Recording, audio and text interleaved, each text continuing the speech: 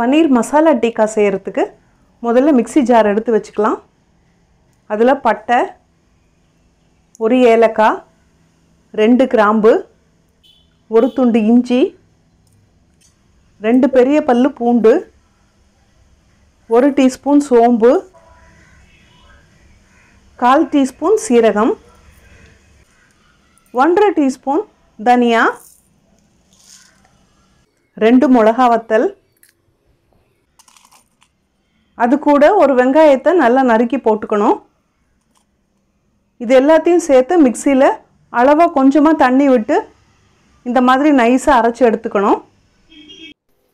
இப்போ ஒரு பேன் அடுப்பில் வச்சுக்கலாம். அதில் ஒரு 2 டேபிள் ஸ்பூன் எண்ணெய் ஊற்றலாம். எண்ணெய் கொஞ்சம் சூடானதும் அரைச்ச மசாலாவை அதில் சேர்த்துடணும்.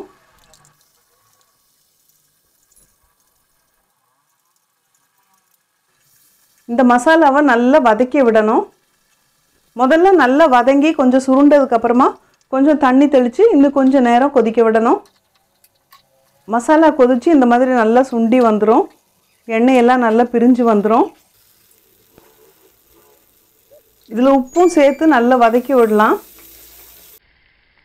இந்த சமயத்தில் நீங்கள் எவ்வளோ பன்னீர் போடுறீங்களோ அதுக்கு தகுந்த மாதிரி மசாலாவை வச்சுக்கலாம். இந்த பன்னீர் டிக்கா எப்போவுமே சூடாக சாப்பிட்டா நல்லாயிருக்கும்.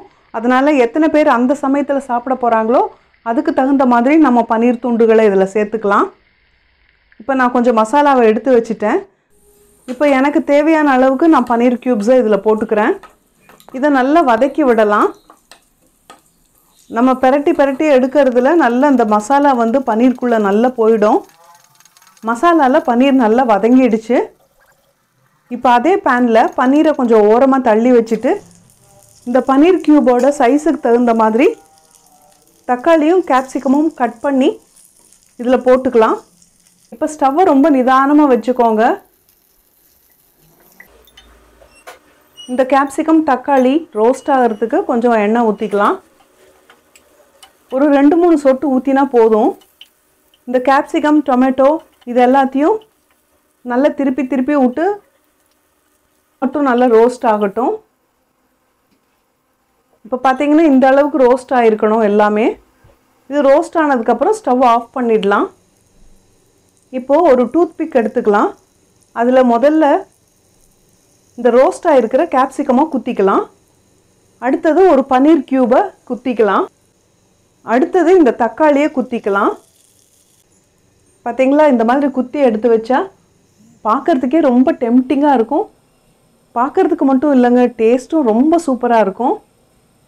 உங்கள் வீட்டில் ட்ரை பண்ணி பாருங்களேன். உங்கள் குழந்தைங்க முதல் கொண்டு பெரியவங்க வரைக்கும் எல்லோரும் இதோட ஃபேன்ஸ் ஆகிடுவாங்க.